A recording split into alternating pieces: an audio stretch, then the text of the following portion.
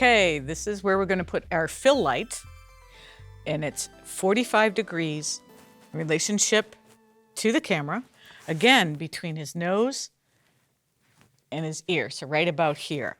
I want to see what this light does by itself. So I turned the house lights back on just to make everything a little bit safe, and I'm going to ask my minions to turn off my key light.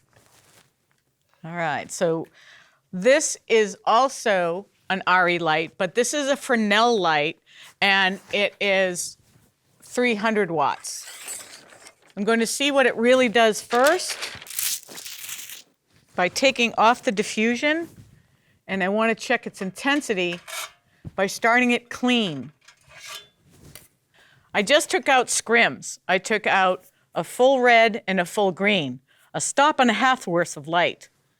Remember, scrims change intensity of light. They don't change the color of the light, and they don't change the quality of the light. This is still a hard light when it doesn't have gel on it, but when I put diffusion on it, it'll become a diffused light and change its quality.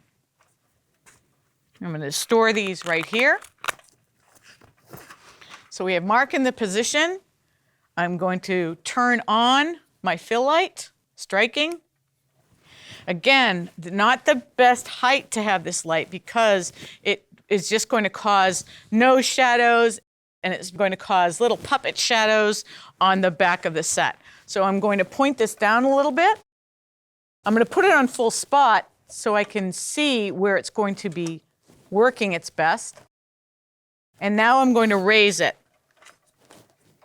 Move that scrim down and raise it up high. And raise it up just a little bit higher.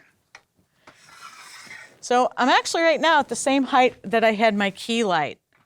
I want to evaluate if it's hitting in the right position and if it's going to be bright enough. So I'm going to have my helpers turn off the overhead lights. Now we're going to turn on the key light again and evaluate the contrast between the key light and the fill light and decide if it's doing the mood that we would like to do. So let's turn on that key light, please. So I have my fill light on right now, and it's filling in. I'm going to pan it away so you can see what it does.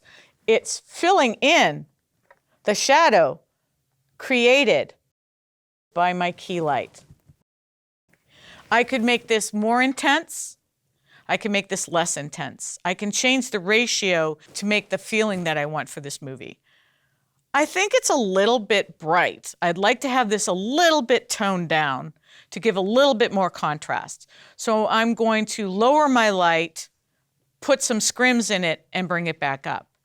I haven't changed the quality of the light. It's still very specular. It still makes some hard shadows on its own. But what I'm going to do is change the intensity. So this is the second way to change the intensity of the light, is I'm going to add scrims to it. Right down. I'm going to open the top, as you saw in our lighting demonstration.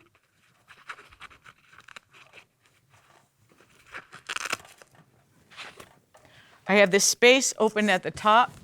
I'm going to drop in a single and a double for a combination of 1.5 stops. I'm going to raise my light back up.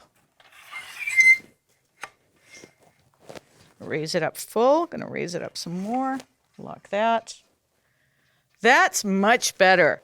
Now, I'm not super happy bright lighting Mark right now. I have a little bit of shadow over there, but it's not so intense as it was before. Now, one thing that's happened is when I turned my light and placed it in the direction of Mark, I'm hitting my background, and I really don't want a lot of light spilling over that background. So I'm going to go ahead and take a C-stand with a flag on it, and I'm going to move it over into position and block the light behind him. So here is the light still striking behind him, and I'm just blocking right to it. I'm not going to block him. I'm just going to block the light a little bit behind him. And also, I don't want to light up my lamp if I was going a wider shot. I have a lamp in this shot, and I want the lamp to be not feel like it's glowing from the outside. I want the lamp when we turn it on to glow from the inside.